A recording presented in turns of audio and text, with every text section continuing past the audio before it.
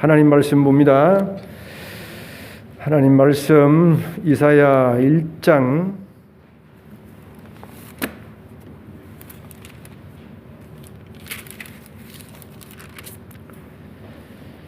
10절 말씀부터 17절 말씀까지 봅니다. 구약성경 968페이지 이사야서 1장 10절부터 17절 말씀까지 찾으신 줄 알고 봉독합니다. 너희 소돔의 관원들아, 여호와의 말씀을 들을지어다. 너희 고모라의 백성아, 우리 하나님의 법에 귀를 기울일지어다. 여호와께서 말씀하시되 너희의 무수한 재물이 내게 무엇이 유익하뇨? 나는 순양의 번제와 살찐 짐승의 기름에 배불렀고 나는 수송아지나 어린 양이나 숫염소의 피를 기뻐하지 아니하노라. 너희가 내 앞에 보이러 오니 이것을 누가 너희에게 요구하였느냐? 내 마당만 밟을 뿐이니라. 헛된 재물을 다시 가져오지 말라. 분향은 내가 가증히 여기는 바요, 월삭과 안식일과 대회로 모이는 것도 그러하니 성회와 아울러 악을 행하는 것을 내가 견디지 못하겠노라. 내 마음이 너희의 월삭과 정한 절기를 싫어하나니 그것이 내게 무거운 짐이라. 내가 지기에 곤비하였느니라. 너희가 손을 펼 때에 내가 내 눈을 너희에게서 가리고 너희가 많이 기도할지라도 내가 듣지 아니하리니 이는 너희의 손에 피가 가득함이라. 너희는 스스로 씻으며 스스로 깨끗하게 하여 내 목전에서 너희 악한 행실을 버리며 행악을 그치고 선행을 배우며 정의를 구하며 학대받는 자를 도와주며 고아를 위하여 신원하며 과부를 위하여 변호하라 하셨느니라. 아멘.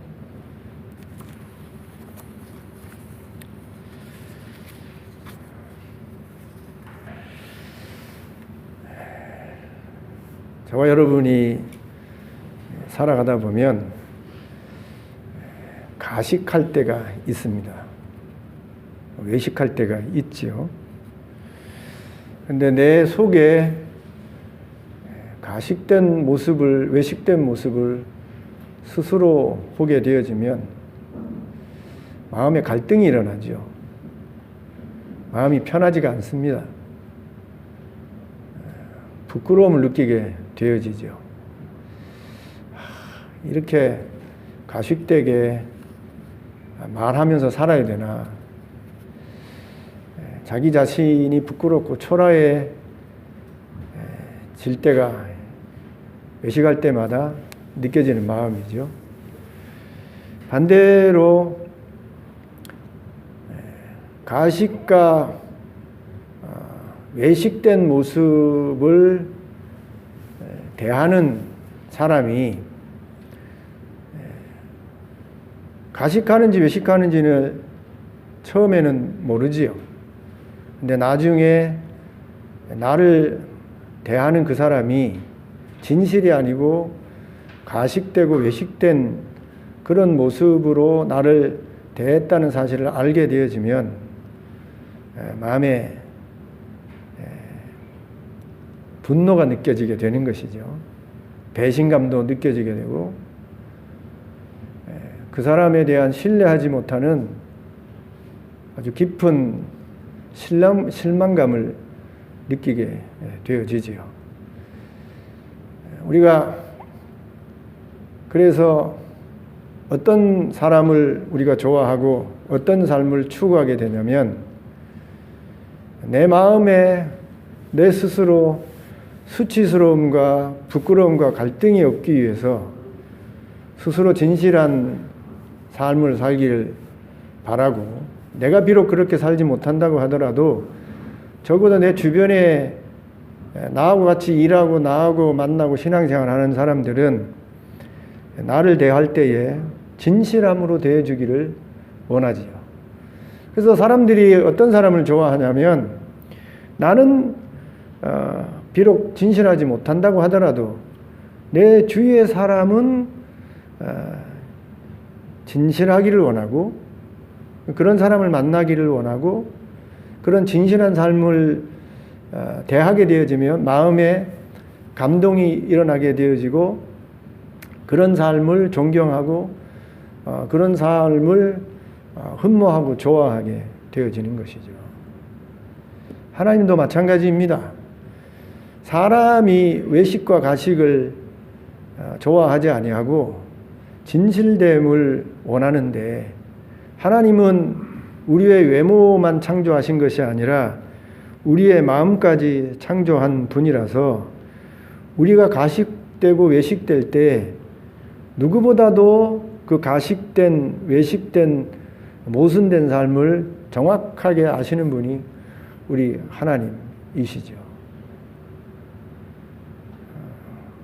우리의 마음을 아시기에 우리 하나님은 하나님을 대하는 우리가 가식과 외식 없이 진실하게 하나님 앞에 나오기를 원하는 것이죠.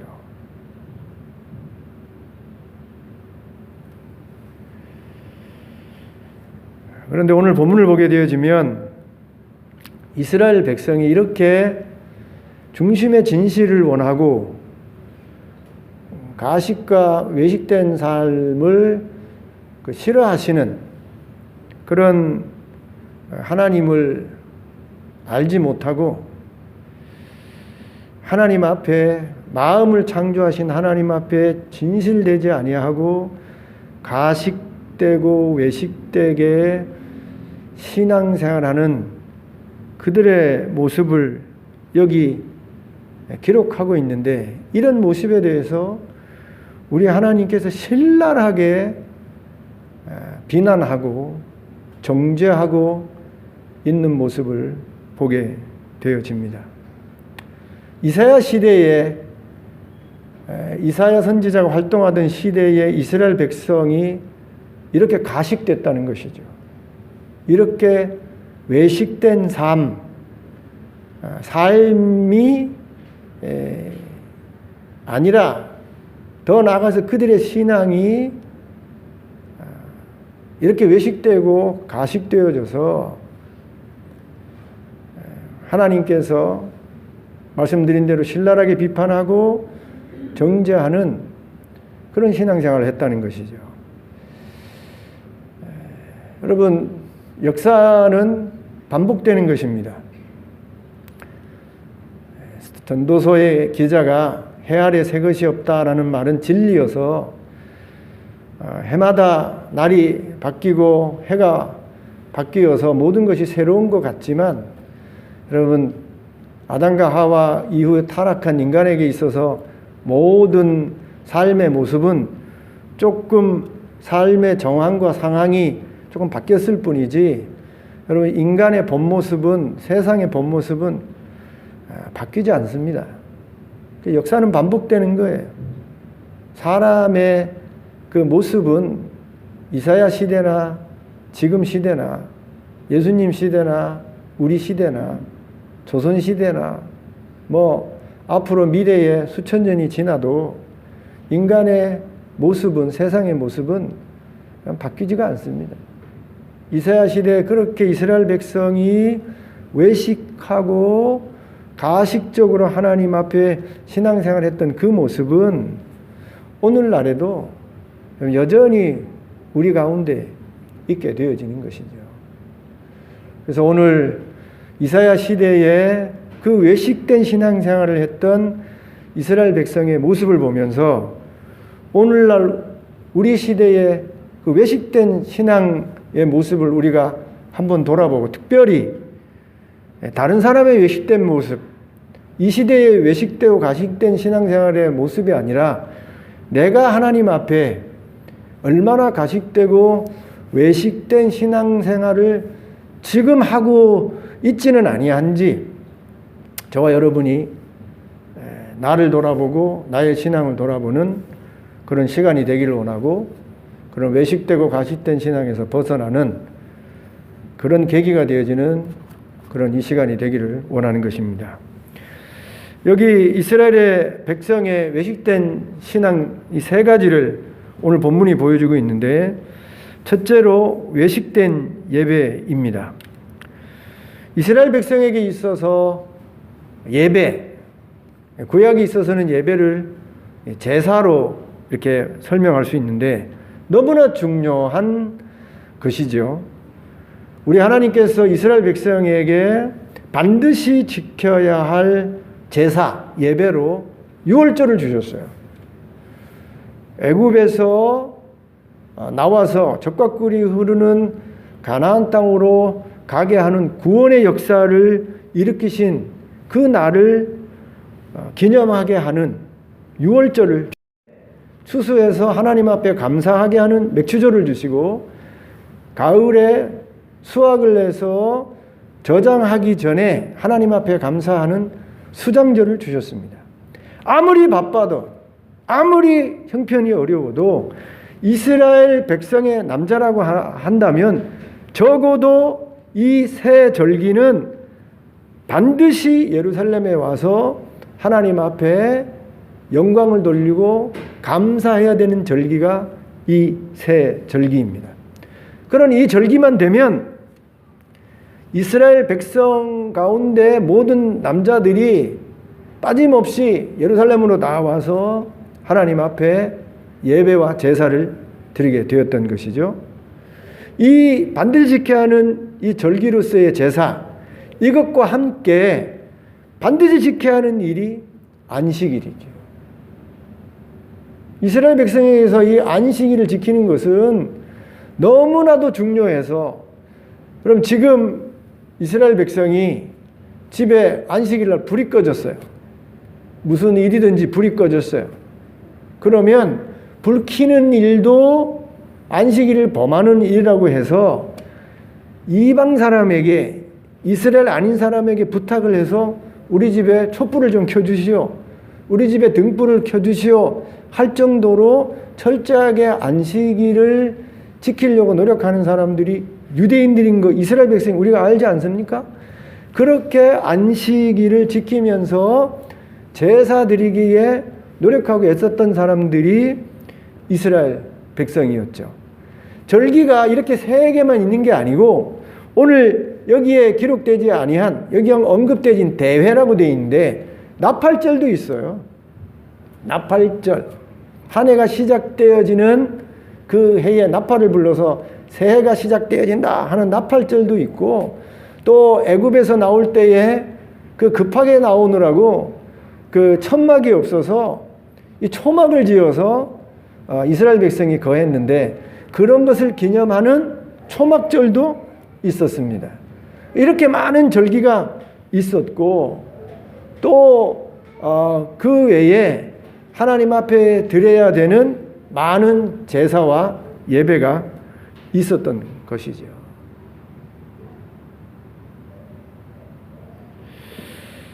그런데 이렇게 많은 제사를 이스라엘 백성이 예배로 하나님 앞에 드렸는데, 오늘 본문에 보니 이런 이스라엘 백성의 제사와 예배에 대해서 우리 하나님이 평가하기를, 나는 수송아지나 어린 양이나 수염소의 피를 기뻐하지 아니하노라. 하나님 앞에 드리는 제사 예배를 하나님이 기뻐하지 않았다는 거예요. 12절에 보면 너희가 내 앞에 보이러 오니 이것을 누가 너희에게 요구하겠느냐? 내 마당만 밟을 뿐이니라. 헛된 재물을 다시 가져오지 말라. 분향은 내가 가증히 여기는 바여 월삭과 안식일과 대회로 모인 것도 그러하니 성회와 아울러 악을 행하는 것을 내가 견디지 못하겠노라. 이스라엘 백성이 하나님이 요구하시는 대로 철저히 제사와 예배를 드렸음에도 불구하고 그 철저하게 드리는 예배를 하나님이 기뻐하지 아니하시고, 그거 하지 마라, 나에게 무거운 짐이다, 예배 드리지 마라, 제사 드리지 마라. 우리 하나님께서 이사야 선지자를 통해 이스라엘 백성에게 그렇게 말하셨다는 것입니다. 그 왜? 하나님이 예배와 제사를 좋아하시는 하나님께서 왜 이스라엘 백성이 그렇게 드리는 제사와 예배를 짐으로 여기고 우리 하나님께서 제사 드리지 마라, 예배 드리지 마라고 말했겠습니까? 이스라엘 백성의 외식된 예배 때문이죠. 마음을 지으신 우리 하나님께서 누구보다도 우리의 마음을 아시는데 그 마음을 가지고 진실을 담아서 진실하게 믿음을 가지고 하나님 앞에 제사하고 예배 드렸다고 한다면 하나님이 그 제사와 예배를 왜 거부하시겠습니까? 왜 짐으로 여기겠습니까? 왜 제사를 드리지 말라고 하겠어요? 그런데 이스라엘 백성이 하나님 앞에 철저하게 예배와 제사를 드리는데 그 제사 속에 진실이 빠져 있는 거예요. 그 제사 속에 하나님에 대한 중심의 진실과 믿음과 사랑이 빠지고 의식과 책임만 남아 있는 것입니다. 우리가 여러분 창세기에 불행이 시작되어졌던 그 여러 가지 이유 중에 제사가 있지 않습니까? 아벨과 가인이 하나님 앞에 첫 수확을 해서 하나님 앞에 제사를 드리지 않습니까? 여러분 아담과 하와도 제사 드리는 모습이 나와 있지 않아요? 분명히 아담이 하와와 함께 제사를 드렸을 것입니다. 그래서 아마 어떻게 제사를 드리는지를 가인과 아벨에게 가르쳐 주었고 그 아담과 하와가 하나님 앞에 제사하고 예배드리는 그 배운 대로 가인과 아벨이 하나님 앞에 제사를 드렸을 것입니다. 그런데 그들이 아버지와 어머니가 가르쳐준 그 예배의 형식대로 하나님 앞에 제사를 드리고 예배를 드렸는데 하나님이 아벨의 제사는 받으셨고 가인의 제사는 받지 아니했다는 것입니다. 어떤 사람은요, 그 가인과 아벨의 제사가 연락되고 연락되지 않은 원인을 피로 봐요, 피. 아벨은 가축 기르는 목동이었기 때문에 가축의 피를 흘려서 하나님 앞에 드렸기 때문에 하나님이 그 피 제사를 받으셨고, 대신 가인은 농사 짓는 사람이라서 피 제사를 드리지 아니하고 곡식 제사를 드려서 하나님이 거부하셨다라고 설교하고 가르치는 목사님들이 종종 계십니다. 그렇지 않습니다. 제사가 피제사가 아니라서 하나님이 아벨의 제사는 받고 가인의 제사는 받지 않은 게 아니에요. 하나님은 피제사도 받으시고 곡식 제사도 받으십니다. 여러분 그 레위기에 보면 많은 제사의 종류가 나오는데 그 많은 제사 종류 가운데 소제라는 게 있어요. 소제라는 게 곡식을 갈아서 하나님 앞에 드리는 제사입니다. 하나님은 얼마든지 여러분 곡식 가지고도 하나님 앞에 하나님이 연락하시는 그런 제사를 드릴 수 있는 겁니다.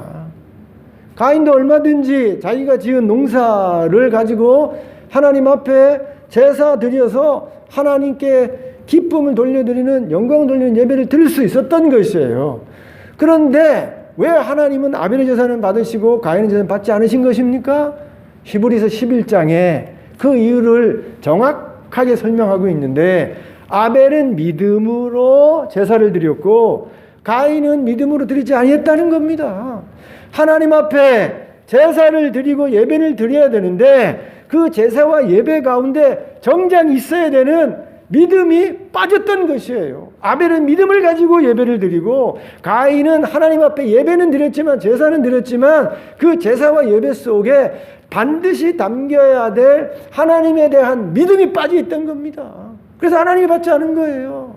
왜 이스라엘이 이렇게 백성들이 절기를 철저히 지키면서 하나님 앞에 제사하고 영광을 드렸음에도 불구하고 하나님 제사 드리지 마라, 예배하지 마라, 나에게 짐이다 라고 말씀하시는 것은 이스라엘 백성이 제사하고 예배하되 그 예배와 제사 속에 하나님에 대한 사랑, 하나님에 대한 믿음, 그리고 가장 중요한 진실이 빠져 있기 때문이에요.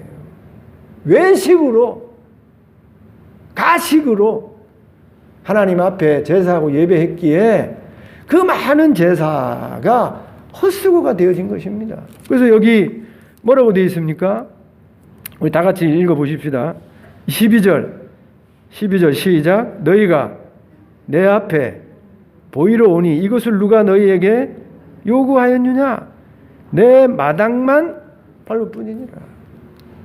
하나님 앞에 정말 믿음으로 감사하면서 기뻐하면서 영광을 돌리러 오는 게 아니라 그저 의무와 책임만 남아서 그냥 보이러 오는 거예요. 하나님, 나 여기 왔습니다. 그리고 성전에 마당만 밟고는 그냥 가는 거예요. 다른 사람들은 그런 행위를 저 사람 예배 잘 드렸다, 제사 잘 드렸다 이렇게 보겠습니다만 우리 마음을 창조하신 하나님이 그 가식되고 외식된 제사와 예배를 우리 하나님이 연락하실 수가 없는 거죠. 내 마당만 밟을 뿐이니라 예배 드리지 마라, 제사 드리지 마라. 그럼 예배가 그럼 얼마나 중요한지 아십니까? 저와 여러분이 세례를 다 받을 때에 대소요리 문답이라는 것을 하게 되어지는데 그 대소요리 문답의 내용 중에 무엇이 있냐면 사람의 제일 되는 목적이 무엇입니까? 이렇게 묻게 되어 있어요. 여러분 다 답을 하셨어요. 사람의 제일 되는 이 땅에 사는 목적이 무엇입니까? 여러분 다 세례 때 그렇게 문답하셔 나 잊어보셨어요? 사람이 이 땅에 존재하는 제일 된 목적이 무엇인가 하면 하나님께 영광 돌리는 겁니다. 하나님이 우리를 이 땅에 창조하신 목적이, 이 땅에 존재하게 하신 목적이 우리를 통해서 하나님의 이름이 높아지고 우리를 통해서 하나님이 영광 받으시길 원하는 거예요. 우리가 존재하는 이유가 하나님께 영광 돌리는 겁니다. 그런데 하나님께 우리가 삶을 통해서 영광을 돌리게 되어지는데 그 영광 돌리는 가장 좋은 방법이 예배인 것입니다. 하나님 앞에 이런 방법으로 영광을 돌리고 저런 방법으로 영광을 돌리고 여러분이 삶의 많은 형태로 하나님 앞에 영광을 돌릴 수 있지만 그 많은 영광 돌리는 방법 중에 가장 좋은 방법이 예배예요. 예배. 하나님이 다른 무엇보다도 예배를 통해서 하나님이 영광 받으시기를 원하시는 것입니다. 그래서 예배가 중요한 거예요. 그런데 우리 성도들이 이렇게 하나님이 예배를 통해서 영광 받으시기를 원하신다는 사실을 몰라서 예배를 중요하게 여기지 않아요? 하나님이 예배를 통해서 얼마나 우리를 만나시고 예배를 통해서 우리에게 얼마나 큰 은혜와 축복을 주시기를 원하시는데 예배가 왜 드려져야 되는지, 예배가 하나님께 얼마나 중요한지, 예배가 얼마나 하나님께 영광이 되는지를 모르니까 예배의 중요성을 몰라서 그 예배를 여기 표현대로 하면 의무와 책임으로 보이러 마당만, 교회 마당만 밟으러 오는 경우가 비일비재한 것이에요.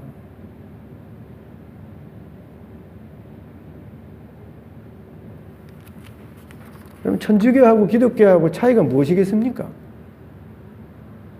천주교회가 중세 천년의 교회 역사를 가지고 지금까지도 교회를 이어오고 있습니다만 그 중세 천년의 그 가톨릭과 지금의 이 가톨릭의 문제가 무엇인가 하면 예배는 소위 미사지요. 미사. 얼마나 많은 미사가 있는지 몰라요.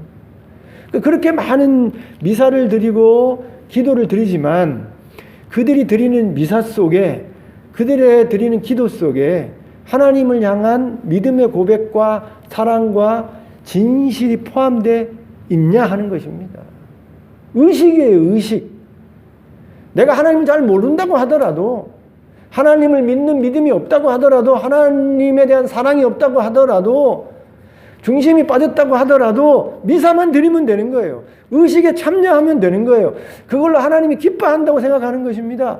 그렇게 의식으로만 중세 천년을 지금까지 가톨릭이 지금 예배를 드리고 있는 것입니다.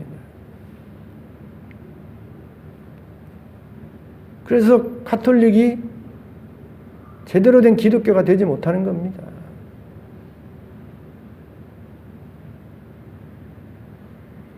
우리가 가톨릭의 이런 의식적인, 외식적인 그 예배와 미사와 그 제사를 우리가 정죄하고 그게 잘못됐다고 우리가 비난하고 그리고 그런 미사에서 그런 예배에서 벗어나와서 우리가 개혁해서 기독교를 만들어 놓았는데 여러분 기독교에 지금 신앙하는 여러분은 어떻게 예배를 드리고 하나님 앞에 제사를 드리고 있습니까?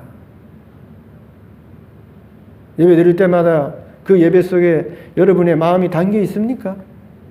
예배 드릴 때마다 그 여러분의 그 진실이 하나님을 향한 중심의 진실이 담겨 있습니까? 예배 드릴 때마다 하나님에 대한 믿음이 담겨 있고 하나님에 대한 뜨거운 사랑이 그 예배 속에 담겨 있습니까? 여러분 찬송 부르잖아요? 우리 보통 예배 한 3장 부르는데 여러분 찬송을 어떻게 부르십니까? 찬송 365장입니다. 그냥 펴놓고 그냥 아무 생각 없이 그냥 묵상도 하기도 하고 그러라고 찬송이 있는 게 아니에요. 만입이 내게 있으면 그 입 다가지고 내 구주 주시는 종을 늘 찬송하겠네. 정말 하나님의 구원의 은혜를 알아서 감격하고 감동하는 사람은 만입을 가지고도 하나님을 찬양하고 영광 돌리기를 원하는 거예요. 여러분 찬송이 얼마나 중요한지 몰라요. 여러분 참 요한계시록에 보면 보좌에 앉으신 하나님과 어린 양을 향해서 천군 천사들이 앞서간 성도들이 그 입을 통해서 할렐루야 할렐루야 하면서 하나님께 영광과 찬송을 돌리면서 하나님께 영광을 돌리는 기쁨이 되는 모습을 우리가 찾아볼 수 있는데 우리가 예배 드릴 때에 그렇게 찬송해야 되는 것입니다. 찬송 뭐 다른 사람이 찬송 어떻게 하는가, 목사님 어떻게 찬송하는가 감상이나 하고요. 그러려고 찬송이 있는 게 아니에요. 나에게 베풀어 주신 그 놀라운 은혜, 그것에 감격해서 내 마음 곡조는 어떻게 되는지 모르지만 그래도 그 가사 속에 나를 담아서 하나님을 노래하고 찬송하는 그런 찬송이 되어야 되는 거예요. 여러분 그래 찬송하십니까? 그럼 기도를 어떻게 기도해 드려야 되겠어요? 내가 기도하는 게 아니라 다른 사람이 공중 기도할 때에 내가 기도하는 거 아닙니까? 내 기도할 때는 간절하게 기도하지만 다른 사람이 기도하니까 뭐 그냥 듣고만 있죠. 오늘 기도 잘하네. 야, 참 유식하다. 그렇게 기도하면 아무 의미가 없는 거예요. 우리 모두를 대표해서 준비해서 하나님 앞에 간절히 기도하는 그 기도에 나도 마음을 담아서 아멘 아멘 하면서 하나님 그렇게 되기를 원합니다. 저의 간절한 기도가 나의 기도가 똑같습니다. 하나님 우리의 기도를 들어주십시오 하고 같이 똑같은 마음이 되어져서 하나님 앞에 여러분 중심의 진실을 가지고 함께 기도할 때에 여러분 그 예배의 기도가 의미가 있는 거예요. 여러분 말씀이 이거 선포되어지는 것 이거 겉으로 보면 양 목사가 여러분에게 설교하는 것이지만 여러분 영적으로 보면 지금 성령 하나님께서 양 목사라는 사람을 통해서 여러분에게 말씀하고 있는 거예요. 하나님이 말씀하고 있는 겁니다. 그래서 하나님의 말씀을 선포하는 자나 듣는 자나 하나님의 말씀을 듣는 이 시간을 두렵고 떨림으로 들어야 되는 거예요. 여러분 하나님이 직접 여러분 앞에 나와가지고 말씀하시면 어떻게 듣겠습니까? 그냥 졸겠어요. 그때도 하나님이 시내산에서 불로 임해서 막 땅이 지진이 일어나고 말이에요. 너무너무 무서워서 이스라엘 백성이 하나님이 직접 말씀하지 못하게 하소서까지 그렇게 요구했었는데 그런 하나님이 여러분이 직접 말씀하신다고 한다면 그 말씀 듣는 시간에 졸고 딴 생각하고 뭐 예배 끝나면 어떻게 할까 계획하고 그러겠습니까? 하나님의 말씀을 듣는 시간은 두려운 시간이에요. 죽고 사는 일이 벌어지는 일인 것입니다. 내가 살고 죽고 믿고 안 믿고 천국과 지옥이요. 내가 구원받고 내가 회개하고 회개하지 않냐. 이런 모든 영적인 축복과 은혜가 여러분이 말씀 듣는 가운데 일어나는 겁니다.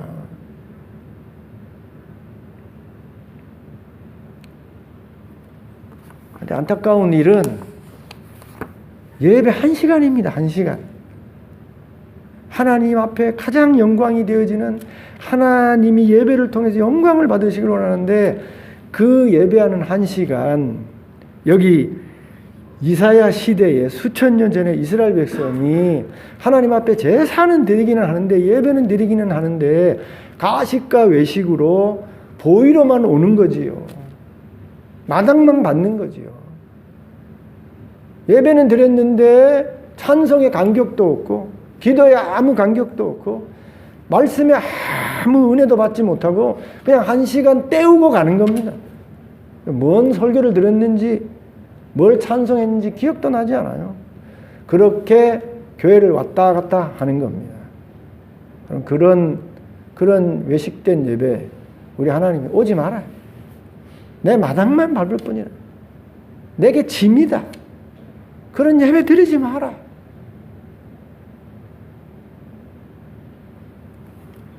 이렇게 설교하는 양 목사도 그런 예배를 드릴 때가 많았습니다.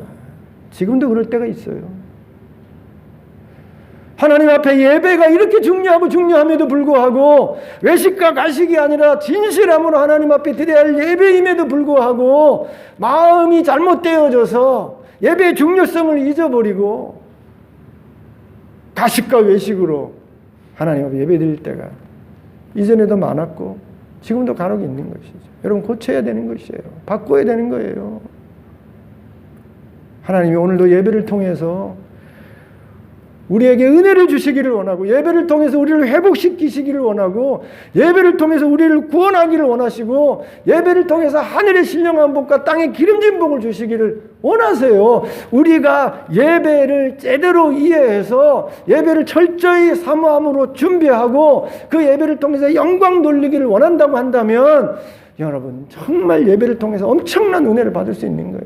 제가 오늘 오기 전에 그 중국의 지하교회가 예배드리는 그런 장면을 보고 왔어요. 여러분 지하교회 성도들이 중국의 그 지하교회 선교사들이 다 쫓겨나가고 자기들끼리 예배를 드리는데요. 정말 막 눈물 콧물이 되어져서 하나님 앞에 예배를 드리고 막 기뻐서 찬송하고 말이에요. 여러분 공안들이 잡아갈까 봐 언제 세례를 주는지 압니까? 새벽 5시에 그 겨울에 아무도 깜깜한 그곳에 강물에 나와가지고 그것에 침례해요. 침례.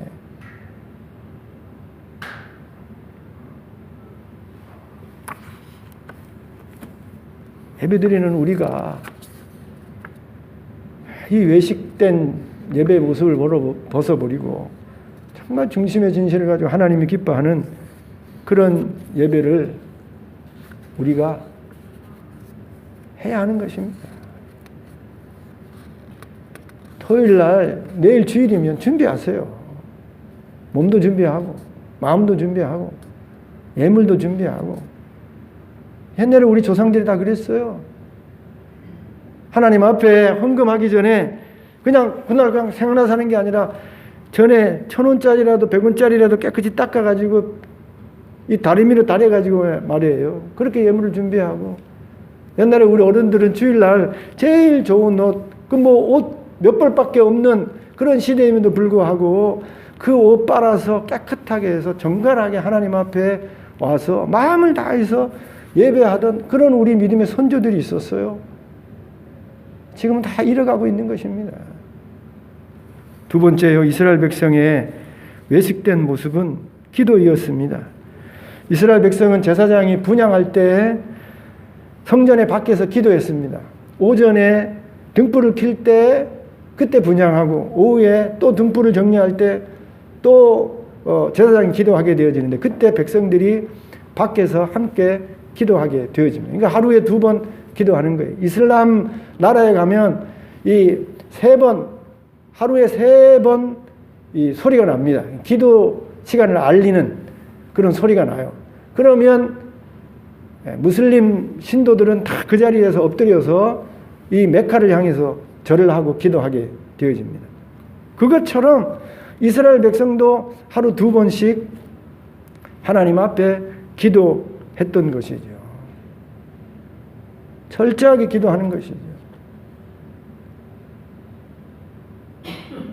그렇게 철저하게 이스라엘 백성이 기도했는데, 그리고 우리 하나님이 쉬지 말고 기도하라는 그 말씀대로 쉬지 않고 열심히 기도했는데, 오늘 여기 본문에 보게 되어지면 하나님이 기도하지 마라 말이에요. 기도하지 마라. 왜 기도하지 마라고 합니까? 그 기도 속에 진실이 담겨져 있지 않고 외식된 기도였던 것이죠. 그래서 15절 다시 읽어봅시다. 시작.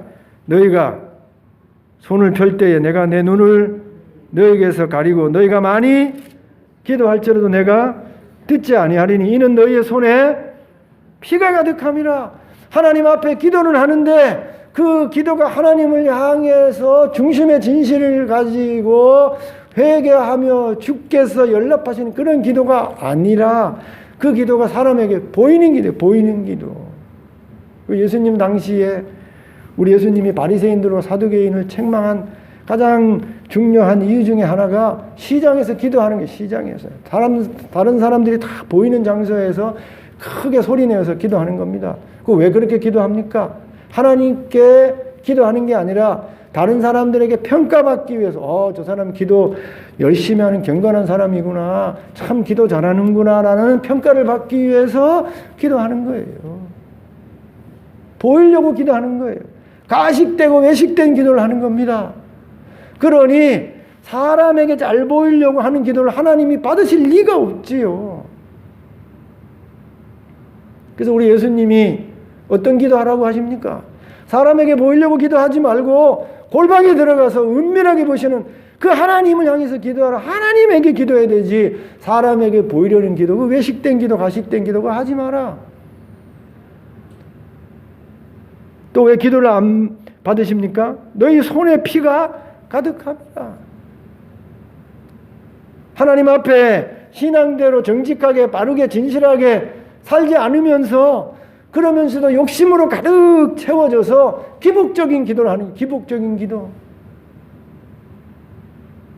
하나님 앞에 온갖 세상 사람보다 더한 죄를 지으면서도, 그래서 온갖 손에 더러운 그 때와 더러운 먼지와 심지어 피까지 묻어있는 손을 가지고 하나님 앞에 향해서 하나님 복 주시옵소서, 내 장사 잘 되게 해주시고 내 자녀 잘 되게 해주시고 내 인생이 복되게 해주시고,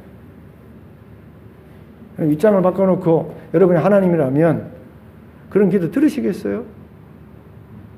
보이려고 하는 기도, 온갖 죄는 다 지으면서 하나님이 싫어하는 온갖 삶을 살면서 자기의 욕심만 채우려는 기복 기도를 우리 하나님이 들으시겠냐고요.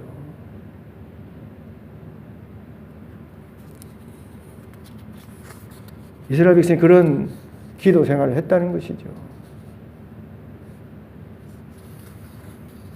여러분, 기도는요, 특권이에요, 특권. 기도처럼 우리에게 축복된 일이 없습니다.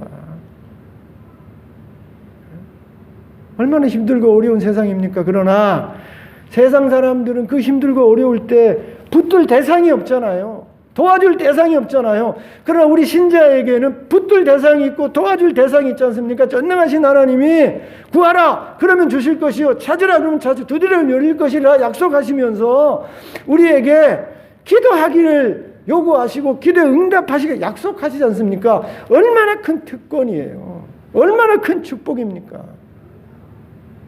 그런데 그 축복된 기도를 하지 아니하고 보이려고 가식되게 외식되게 자기가 경건하게 사는 그런 평가를 받기 위해서 기도하고 온갖 더러운 짓은 다 하면서 복 받기를 위해서 기도하니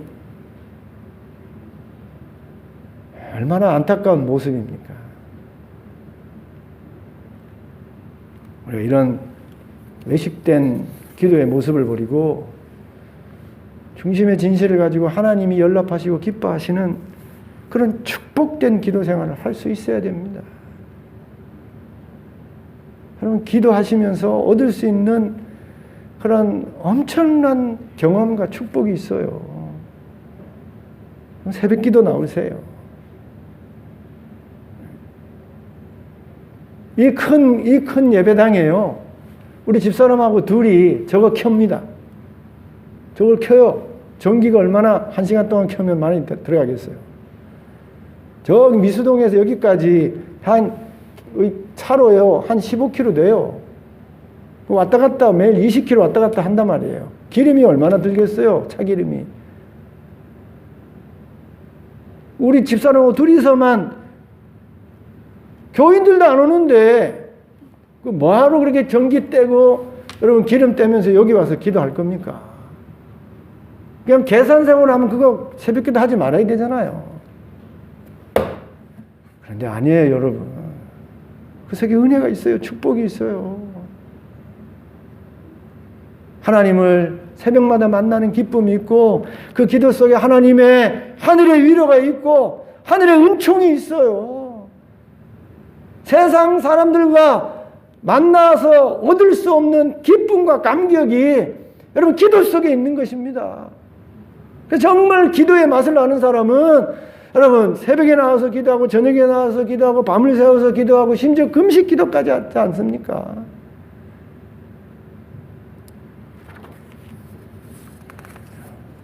우리 기도의 모습이 바뀌어야 돼요. 외식된 그런 기도의 모습, 기복적인 기도의 모습을 내려놓고 중심의 진실을 가지고 하나님이 기뻐 연락하시고 응답하시는 그런 기도, 깊은 기도, 나만을 위한 기도가 아니라 다른 사람을 위해서, 민족을 위해서, 여러분 하나님의 영광과 뜻을 위해서 기도하는 그런 기도의 자리까지 우리가 발전하고 나아가야 하는 것입니다. 세 번째요. 이스라엘 백성의 외식된 모습은 삶이었습니다. 하나님의 백성이라면 하나님 백성답게 살아야 되죠. 택한 백성이라면 택한 백성답게 살아야 되죠. 거룩한 나라라고 한다면 거룩한 나라가 되어야 되고 제사장 나라라고 하면 제사장 나라답게 살아야 되는 것이죠. 그게 당연한 것이죠. 그런데 여기 하나님의 백성임에도 불구하고 삶이요. 하나님 앞에 바르지 못했던 것이죠. 16절 다 같이 읽어봅시다. 시작. 너희는 스스로 씻으며 스스로 깨끗하게 하여 내 복전에서 너희의 악한 행실을 버리며 행악을 그치고 선행을 배우며 정의를 구하며 학대받는 자를 도와주며 고아를 위하여 신원하며 과부를 위하여 변호하라 하셨느니라. 거룩한 나라, 제사장 나라, 하나님의 백성이라고 하면서도 실제 삶에 있어서는 정의를 구하지 아니하고 학대받는 자를 도와주지 아니하고 고아를 위해서 신원하지 않고 과부를 돌아보지 않는 그런 세상 이방 삶과 똑같은 삶을 이스라엘 백성이 살았다는 거예요. 완전 여러분 모순된 삶, 가식된 삶, 외식된 삶을 이스라엘 백성이 살았다는 것입니다.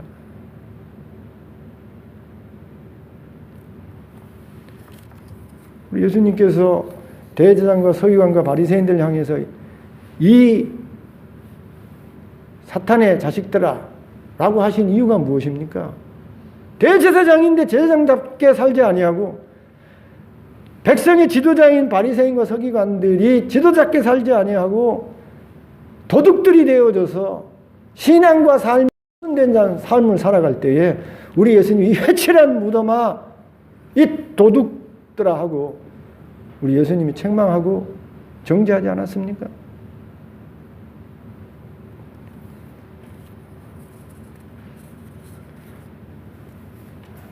복음이 전해질 때에 정말 감동적인 그런 모습이 안디옥 교회에서 있었는데요. 예루살렘 교회에서 초창기 때에 핍박을 받기 전에 참 아름다운 모습의 교회였는데 그 교회가 전도하지 않고 선교하지 아니할 때 하나님이 전도하라고 팍 교회를 깨서 다 흩어버렸는데 그런 아름다운 모습을 다른 교회가 잘 보여주지 못했어요. 그런데 그런 아름다운 모습을 또 한 교회가 보여주었는데 그 교회가 안디옥 교회입니다. 이방 교회예요. 예루살렘 유대인들로 구성되어진 교회가 아니라 헬라인들로 이방인들로 구성되어진 안디옥 교회가 얼마나 말씀과 삶이 일치되는 진실된 삶을 살았는지 안디옥에 있는 주변의 사람들이 그 안디옥 교회 성도들 향해서 그리스도인이라 이렇게 칭했다는 것입니다. 오늘 우리를 크리스찬이라 하지 않습니까?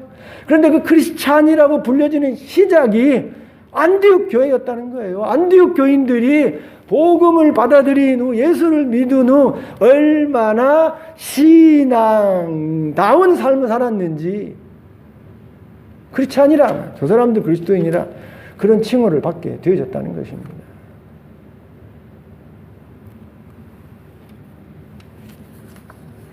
우리가 이런 삶을 살아야 되는 거예요. 예배 드릴 때는 신자인데 예배를 마치고 교회 나가면 세상 사람하고 똑같습니다. 아니, 세상 사람보다 더해요. 예배 드릴 때는 신자인데 교회에서는 신자인데 가정에 돌아가 보면 이건 예수 믿는 가정이 아니에요. 예수 믿는 가장이 아닙니다. 예수 믿는 어머니가 아니에요. 세상 사람보다 더 못한 가장, 세상 사람보다 더 못한 어머니가 얼마나 많은지 몰라요. 아이들이 신자인 아버지와 어머니를 통해서 신앙을 배울 수가 없어. 오히려 아버지의 신앙과 어머니의 신앙 때문에 난 교회 안 나간다.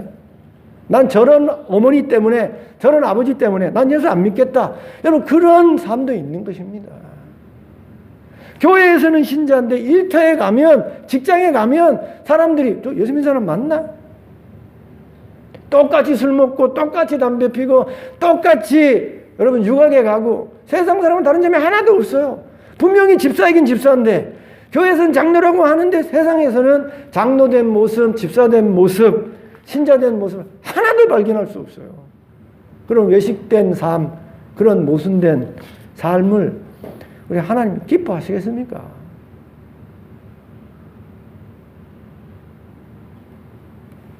우리 모두의 삶 속에 외식과 가식의 모습이 있습니다.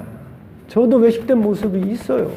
저도 외식된 제 모습 때문에 부끄럽고 수치스러울 때가 있고 갈등을 가질 때가 있습니다. 그런데 이렇게 외식되고 가식된 인생을 살게 되어지면, 나아가 신앙생활을 하게 되어지면 아무 의미도 없는 것입니다. 내 스스로는 만족할지 몰라도 하나님 앞에서 그런 외식된 가식된 삶과 신앙은 아무 평가도 받지 못하는 것입니다. 마치 가을에 바람이 훅 불면 겨가 쑥 날아가는 것처럼 여러분, 그런 신앙생활, 그런 삶은 나중에 아무도 인정해 주지 않는 것입니다. 하나님 앞에서, 사람 앞에서 인정받는 삶과 신앙은 그 속에 진실이 담겨 있어야 돼요. 진심을 가지고 하나님 앞에 예배하고 믿음을 가지고 예배하고 사랑을 가지고 예배할 때에 그 예배가 하나님께 영광이 되고 하나님이 연락하시고 의미 있는 예배와 제사가 되는 것입니다. 나를 바꾸는 예배와 제사가 되는 거예요. 하나님 앞에 기도하되 사람에게 보이려고 기도하는 것이 아니라 내 손에 가득히 피를 가지면서 나에게 복 달라고 기도하는 그 기도가 아니라 정말 하나님 앞에 나의 죄를 내려놓고 통회하며 회개하며 하나님의 뜻을 찾기 위해서, 하나님 말씀대로 살기 위해서 몸부림치면서 진실되게 하는 그 기도, 그 기도가 나를 변화시키고 영적인 경험을 하게 하는 기도가 되어지는 것입니다. 모순된 삶을 살수록 여러분의 신앙 속에 갈등밖에 없어요. 그러나 하나님 말씀을 들은 대로 힘들고 어려워도 몸부림치면서 삶을 바꾸어 나가는, 그래서 신앙과 삶이 일치가 되어지는, 신앙이 삶이고 삶이 신앙이 되어지는 그런 삶이 되어지게 되어지면 하나님도 기뻐하시고 주변의 모든 사람도 도전을 받고 인정하는 그런 가치 있는 인생이 되어질 수 있는 것입니다. 오늘 이사야는 이런 외식된 신앙생활하는 이스라엘 백성을 향해서 이렇게 말하고 있습니다. 다 같이 읽어보시죠. 16절 다 같이 시작.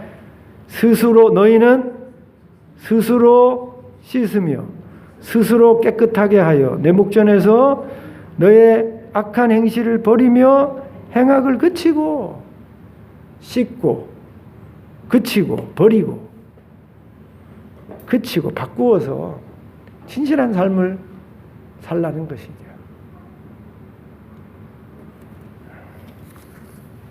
외식되고 가식된 삶을 돌아보고 하나님 앞에 고치고 진실된 삶과 신앙생활을 하는 저와 여러분 되기를 주님의 이름으로 축원드립니다. 기도합니다. 하나님 아버지, 우리의 외식되고 가식된 삶의 모습과 신앙을 용서해 주옵소서. 이렇게 설교하는 종 속에도 주여 외식과 가식과 모순된 삶이 있사옵고 하나님 앞에 함께 머리를 숙여 기도하는 저들의 신앙과 삶 속에도 외식과 가식이 있사온데 주여 어린 신앙을 십자가에 못 박고 이제 이런 모순된 삶을 내려놓고 날마다 돌이키며 바꾸며 스스로 씻으며 하나님이 기뻐하시고 하나님이 연락하시는 삶과 신앙을 진실되게 이루어가는 우리 모두가 되게 해 주셔서 가면 갈수록 더 하나님이 연락하시고 기뻐하시는 아름다운 예배자, 기도자, 아버지여 삶이 되어지게 해 주옵소서. 예수님 이름으로 기도드리옵나이다. 아멘. 말씀을 기억하시면서 우리 찬송가 252장을 우리 함께 찬양합니다.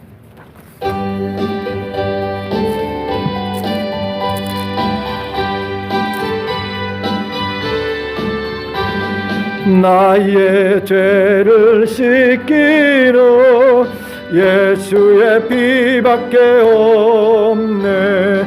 다시 정케하기도 예수의 피밖에 없네. 예수의 흘린 피를 희게 하오니 귀하고 귀하다. 예수의 피밖에 없. 3절 나의 죄 속하기는 예수의 피밖에 없네. 나는 공로 없으니 예수의 피밖에 없네. 예수의 흘린 피라 이게 하오니 귀하고 귀하다. 예수의 피밖에 없네. 평안함과 소망은 예수의 피밖에 없네. 나의 의는 이것도 예수의 피밖에 없네. 예수의 흘린 피라 이게 하오니 귀하고 귀하다. 예수의 피밖에 없네. 영원토록 내 할 말 예수의 피밖에 없네. 나의 찬미 제목은 예수의 피밖에 없네. 예수의 흘린 피날 이게 하오니 귀하고 귀하다. 예수의 피밖에 없네. 귀한 예물 하나님 앞에 마음 담아 드립니다. 어떤 여건과 환경 속에 감사했는지 주님은 아시오니 저들의 감사를 흠양해 주시고 더 큰 감사의 역사가 저들의 일터와 가정과 삶 속에 일어나게 해 주시고 주여 다 하나님이 주신 것입니다. 내가 가진 시간, 내가 가진 여건, 환경, 일터, 가정, 재물 다 하나님이 주신 것입니다. 나는 빈손으로 왔다. 빈손으로 가며 하나님이 주신 것을 잠시 관리하는 관리자요 청지기입니다. 라는 사실을 늘 기억하기 위해서 어려운 가운데서도 하나님 앞에 구별해서 11조로 드리는 그 귀한 손길과 믿음을 주께서 기억하시고 약속한 대로 저들의 아버지의 쌀떡이, 저들의 기름병이, 저들의 땀과 눈물이 헛되지 않게 하시고 하나님의 축복 속에 30배, 60배, 100배 결실로 돌아오게 하여 주시고 하나님이 축복해 주심을 청직이 신실한 청직으로 살아가는 저들의 삶에 하나님이 기적과 이적과 아버지의 역사로 축복하심을 체험해서 날마다 11조가 늘어가는 역사가 있게 해주셔서 우리 하나님이 이론의 하나님이 아니라 허구의 하나님이 아니라 살아 존재하며 역사하며 축복하시는 하나님임을 드림을 통해서 깨닫는 저희들이 되어지게 해주옵소서. 다 이기적으로 살아가는 이때에 내 주변에 어려운 자들, 눈물을 흘리는 자들, 힘든 자들을 기억하며 특별히 복음 전하며 전도하며 수고하며 애쓰는 목회자들을 위해서 선교사들을 위해서 드리는 귀한 손길을 기억하시고 교회가 더 큰 복음의 사역을 감당하는 꿈을 가지며 드리는 귀한 손길을 기억하시고 복을 주시고 은혜를 주시고 은혜를 허락해 주셔서 그 선교지에 전도지에 돕는 이 일에 교회가 세워지는 일에 아름답게 사용되어지게 해 주옵소서. 사르밧 과부의 기적이 필요합니다. 우리 성도들의 가정에 일터에 우리 교회에 주님 역사하셔서 이 코로나 어려운 여건 가운데서도 하나님의 기적으로 모자람이 없도록 채워주시고 역사해 주옵소서. 믿사옵고 예수님 이름으로 기도드리옵나이다. 아멘. 우리 옆에 있는 분들 인사합시다. 반갑습니다.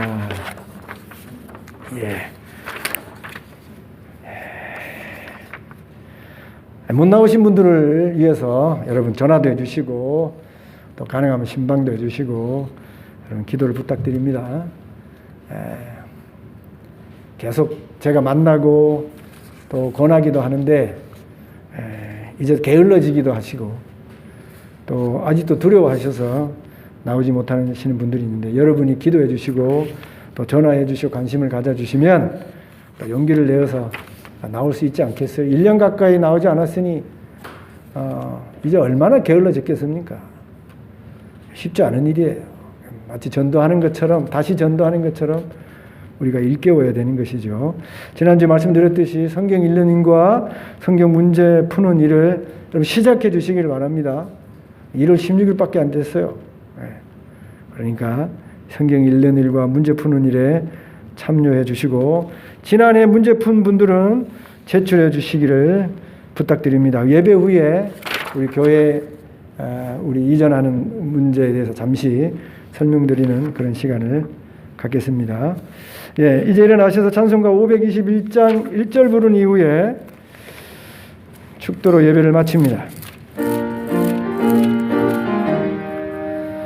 구원으로 인도하는 그 문은 참 좁으며 생명으로 인도하는 그 길은 참 험하니 우리 몸에 매여진 그 더러운 죄짐을 하나 없이 벗어놓고 힘써서 들어갑시다. 구원으로 인도하는 그 좁은 문 들어가 영생으로 인도하는 그 생명길 갑시다. 이제는 우리 주 예수 그리스도의 우리를 향한 크고 크신 은혜와 아버지 하나님 끝없는 사랑과 성령 하나님 우리의 삶 속에 교통하시고 감동 감화하시는 은총이 오늘도 외식된 자리에서 진실한 자리로 하나님 앞에 세워져 예배하며 기도하며 살기를 소원하는 엎드린 모든 성도들 머리 위에와 함께 해야 되지만 함께 하지 못하는 내 형제자매들 머리 위에와 피로 값지고 세우신 주님 자람교회 위에 이제부터 영원토록 함께 계실지어다. 아멘. 주여 역사해 주시옵소서. 주여 역사해 주시옵소서. 축복해 주시옵소서. 아버지 앞에 맡겨 역사해 주시옵소서.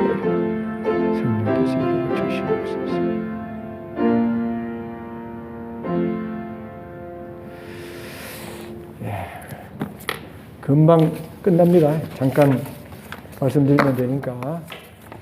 여기 좀 꺼주세요.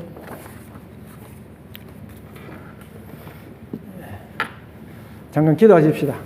살아계신 하나님 아버지, 우리 교회를 여기까지 인도해 주셨사오니 앞으로도 인도